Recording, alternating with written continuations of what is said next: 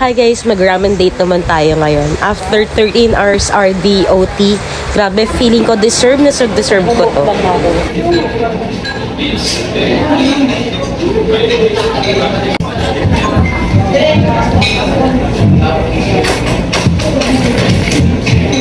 Sarap.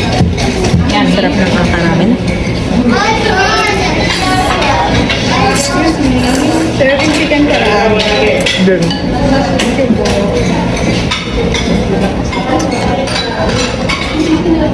So I ordered Aka Ramen Nagkatama noodles. So 390 pesos lang to kapag ka ginamit mo yung application nila. They called it contactless.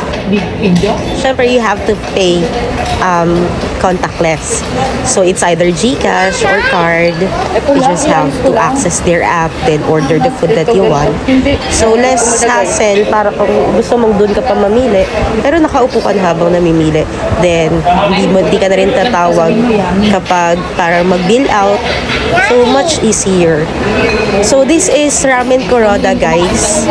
Isa sa mga paborito ko tong ramen. Actually, siya, kasi ano siya, affordable and yummy yung ramen nila. Sulit na sulit. Di ko talaga naubos lagi yung serving dyan. Kasi nakakabusog. Sobra. Ayun lang. Hope you enjoy this video.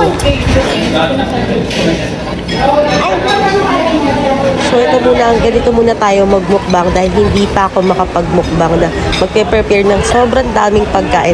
Doon lang tayo sa kaya pa lang natin ubusin.